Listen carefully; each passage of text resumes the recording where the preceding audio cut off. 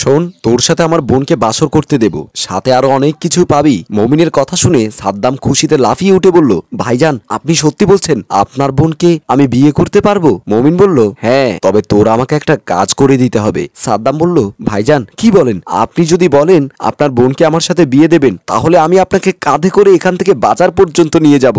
মমিন বলল, ধুর বেটা, আমাকে তোর বাজারে নিয়ে যেতে হবে না। আমি কি বলি শোন, ওই জায়গায় একটা মেয়ে মরে পড়ে আছে, তুই পুলিশকে বলবি ওই মেয়েটাকে তুই মেরে ফেলেছিস। সাদ্দাম বলল, ভাইজান কি বলেন? কোন মেয়ে? আমি তো তাকে চিনিও না। মোমেন বলল, তোর চিনতে হবে না, আমি তোকে নিয়ে যাব, আর সেখানে পুলিশ যাবে। পুলিশ তোকে নিয়ে গেলেও আমি তোকে ছাড়িয়ে নিয়ে আসবো। সাদ্দাম বলল, তাহলে তো আমার কোনো সমস্যা নেই, চলেন, আপনি যা বলেন আমি তা করব। মোমেন পুলিশকে ফোন দিয়ে কথা বলছে। সাদ্দাম খুব খুশি। সাদ্দাম আসলে খুব সহজ সরল বোকা টাইপের ছেলে। ছোটবেলা থেকেই সাদ্দাম মোমেনের বাড়িতে কাজকর্ম করে। ফোন করার পর মোমেন বলল, আচ্ছা তাহলে চল, বলেই সাদ্দামকে নিয়ে মোমেন চলে গেল। যেই রুমে মেয়েটার লাশ পড়ে আছে, পুলিশ গিয়ে আগে থেকে হাজির হয়ে আছে। মোমেন মিয়া এবং সাদ্দাম লাশের কাছে যেতেই পুলিশ বলল, কে খুন করেছে এই মেয়েটাকে? সাদ্দাম বলল, স্যার আমি খুন করেছি, আমি মেয়েটাকে মেরে ফেলেছি। মোমেন মিয়া বলল, হ্যাঁ স্যার, আমি আপনাদেরকে ফোন করেছিলাম, এই ছেলেটা আমার বাড়িতে থাকে, মেয়েটার সাথে আর কি সম্পর্ক জানি না, হঠাৎ করে মেয়েটাকে মেরে ফেললো। পুলিশ বলল,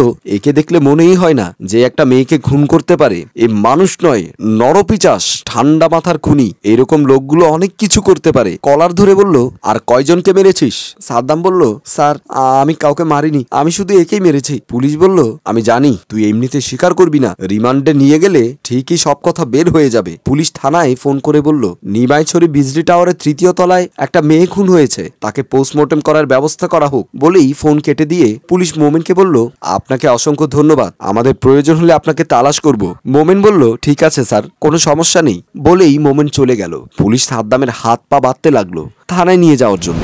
সাদ্দামের বাবা নেই, মা আছে, তাও গরিব। সাদ্দাম মোমেনের বাড়িতে কাজ করে, যা বেতন পায় তা দিয়ে তার মায়ের খরচ চলে। সাদ্দামের মা বাড়ির দরজায় বসে আছে। তার মায়ের মনে জানা হয়ে গেছে যে তার ছেলের কোনো বিপদ হয়েছে, কারণ সন্তানের যদি কোনো বিপদ হয়, পশু পাখি জানার আগেই জানে নিজের মা।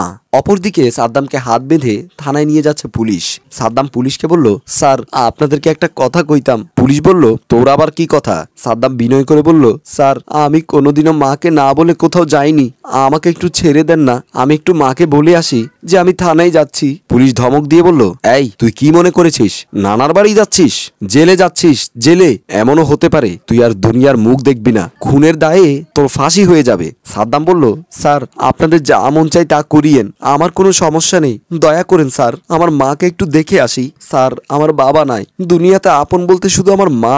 আরেকজন পুলিশ বলল, তোর বাড়ি কোথায়? সাদ্দাম বলল, স্যার যে পথ দিয়ে যাচ্ছি ওই রাস্তার পাশে আমাদের ভাড়া বাসা, আপনারা সুযোগ দিলে যাওয়ার সময় দেখা করতে পারবো। পুলিশ বলল, এ তো আর বের হতে পারবে কিনা জানি না, পথের কিনারে যেহেতু তার বাসা, একটু দেখা করিয়ে নিয়ে যায়। বলেই সাদ্দামকে পুলিশ নিয়ে যাচ্ছে। পুলিশ সাদ্দামের বাড়িতে ঢুকতেই সাদ্দাম মা মা বলে ডাক দিল। সাদ্দামের মা রাবেয়া বেগম বের হয়ে দেখলো সাদ্দামকে পুলিশ হাত পা বেঁধে রেখেছে। সন্তানের এই অবস্থা দেখে মা নিজেকে আর ঠিক রাখতে পারল না, কান্না করে ছেলেকে জড়িয়ে ধরে পুলিশকে বলল, আমার ছেলেকে কেন বেঁধে রেখেছেন? আমার ছেলে কি দোষ করেছে? পুলিশ বলল, আপনার ছেলে একটা কুখ্যাত খুনি, একটা যুবতী মেয়েকে আপনার ছেলে নৃশংসভাবে খুন করেছে এবং আপনার ছেলে নিজে তা স্বীকার করে নিয়েছে। রাবেয়া বেগম বলল, না স্যার, আমার বিশ্বাস আছে আমার ছেলে খুন করতে পারে না, আমার সহজ সরল ছেলে জীবনে কোনোদিন কারো সাথে ঝগড়া পর্যন্ত করেনি, সে কিভাবে খুন করতে পারে? স্যার আমার মনে হয় আমার সহজ সরল ছেলেটাকে কেউ ফাঁসিয়ে দিয়েছে। পুলিশ বলল, শোনেন, আবেগ দিয়ে দুনিয়া চলে না, আপনার ছেলেকে আপনি শেষবারের মতো দেখে নিন, এমনও হতে পারে আপনার ছেলেকে আপনি আর জিন্দা দেখবেন না। রাবিয়া বেগম বলল, না স্যার এমন কথা বলিয়েন না, আমি আমার ছেলেকে ছাড়া বাঁচবো না, দয়া করে আপনারা আমার ছেলেকে ছেড়ে দিন। এবার সাদ্দাম বলল, মা তুমি কাঁদছো কেন? আমি ওই মেয়েটাকে মেরে ফেলেছি, আমাকে পুলিশ নিয়ে যাচ্ছে তো কি হয়েছে, আমি কয়েকদিন পর আবার চলে আসবো তো। রাবিয়া বেগম ছেলের কথা শুনে আরো কান্না করছে। পুলিশ বলল, আমাদের দেরি হয়ে যাচ্ছে। এই বলে পুলিশ সাদ্দামকে নিয়ে যাচ্ছে। আর সাদ্দামের মা বুক ভাসিয়ে কান্না করে বলছে, আল্লাহ এখন আমি কি করব? আমার ছেলের উপর এত বড় বিপদ কেন দিলে তুমি? মমিনের বোন লিপিকে তার বন্ধু ইসলাম বলল, দেখেছিস তোদের বাড়ির কাজের ছেলে সাদ্দাম কত ভয়ঙ্কর, সে কিভাবে একটা যুবতী মেয়েকে খুন করতে পারলো। ইসলামের কথা শুনে লিপি অবাক হয়ে বলল, কি বলিস তুই? সাদ্দাম খুন করেছে মানে? যে একটা কুত্তা দেখলে পর্যন্ত ভয় পায়, সে কিভাবে একটা মানুষ খুন করতে পারে? ইসলাম বলল, তুই মনে হয় এখনো খবর পাসনি, খবর নিয়ে দেখ, আমি ঠিক কথাই বলেছি। লিপি বলল, ঠিক আছে, আমি খবর নিয়ে দেখি বলেই লিপি চলে গেল। মোমেন মিয়া তার বাড়িতে গিয়ে তার বউ রিয়াকে বলল, এই শুনেছ, আমাদের সাদ্দাম একটা মেয়েকে খুন করেছে, এখন পুলিশ তাকে জেলে নিয়ে গেছে। লিপি গিয়ে বলল, ভাইয়া আমার তো বিশ্বাসই হচ্ছে না, সাদ্দাম একটা মানুষ খুন করতে পারে। মোমেন বলল, তোর তো বিশ্বাস হবে না, আমি নিজের চোখে দেখেছি এবং সাদ্দাম নিজেই জবানবন্দি দিয়েছে, এখন তাকে পুলিশে নিয়ে গেছে। এর প্রায় 18 দিন পর সাদ্দাম দৌড়াতে দৌড়াতে বাড়িতে গিয়ে মাকে ডাকতে লাগলো। মা বের হয়ে সাদ্দামকে জড়িয়ে ধরে বলল, বাবা তুই কিভাবে এসেছিস? সাদ্দাম বলল, মা আমি যাওয়ার সময় তোমাকে বলেছিলাম না আমি চলে আসব, তুমি তো আমার কথা বিশ্বাস করনি, দেখেছো আমি ঠিকই চলে এসেছি। মা বলল, বাবা আল্লাহ আমার দোয়া কবুল করেছে, আমি তাহাজ্জুদের নামাজ পড়ে মুনাজাত করে আল্লাহর কাছে কতবার কেঁদেছি। সাদ্দাম বলল, মা একটা কথা বলি। মা বলল, বল বাবা, কি বলবি? সাদ্দাম বলল, মা আমি যেই বাড়িতে থাকি ওই বাড়ির লিপি আছে না, লিপিকে বিয়ে করব।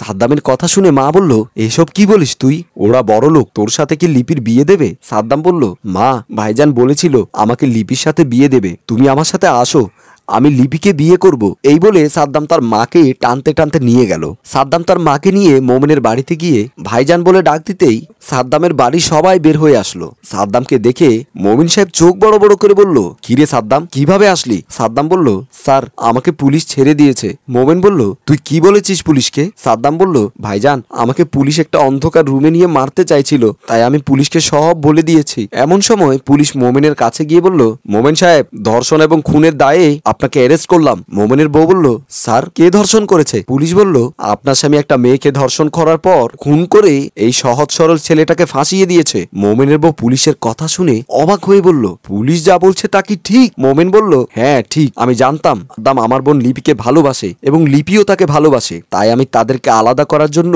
সাদ্দামকে ফাঁসিয়ে দিয়েছিলাম, আসলে সব দোষ আমার। মোমিনের বউ বলল, তুমি এত জঘন্য, এত খারাপ, আমি জীবনেও কল্পনা করতে পারিনি, তোমার মতো মানুষকে এমনিতেও ফাঁসি দেওয়া দরকার। স্যার এই জানোয়ারটাকে নিয়ে যান। পুলিশ মোমেনকে নিয়ে যায়। মোমেন বলল, স্যার একটু দাঁড়ান। পুলিশ একটু থামলো। মোমেন সাদ্দামের হাত ধরে বলল, তুই আমাকে ক্ষমা করে দিস, আমি অনেক বড় পাপ করেছি, তোর মতো সহজ সরল ছেলেকে বিনা দোষে দোষী করে জেলে পাঠিয়েছি, তুই আমার বোনকে বিয়ে করবি তাই না? সাদ্দাম বলল, হ্যাঁ বিয়ে করবই তো। মোমেন বলল, আমি জেলে যাওয়ার আগেই তোর হাতে আমার বোনকে তুলে দিয়ে আমি পাপের প্রায়শ্চিত্ত করতে চাই। মোমেন সাহেব দুজনের হাত এক করে দিল, তোরা দুজন ভালো থাকিস। পুলিশ মোমেন মিয়াকে নিয়ে গেল। একদিকে মোমেন সাহেবকে জেলে নিয়ে গেছে, আরেকদিকে সাদ্দাম এবং লিপির বিয়ে। সম্মানিত ভিউয়ার্স, আমি ইদ্রিস। কি হতো যদি আগেই লিপিকে সাদ্দামের হাতে তুলে দিত? যে মেয়েটাকে ধর্ষণ করে মারা হয়েছে সেও বেঁচে থাকতো, মোমেনেরও জেলে যেতে হতো না, সাদ্দামও হাসি খুশি থাকতো। শুধু একটা ভুলের কারণেই এই পরিস্থিতি। সাদ্দামও হাসি খুশি থাকতো, শুধুমাত্র একটা ভুলের কারণেই এই পরিস্থিতি। তাই এমন ভুল করার আগে 100 বার চিন্তা করবেন। গল্পটি ভালো লাগলে লাইক কমেন্ট শেয়ার করে চারিদিকে ছড়িয়ে দিন। গল্পটি সম্পাদনায় রোমান এবং হানিফ। ধন্যবাদ।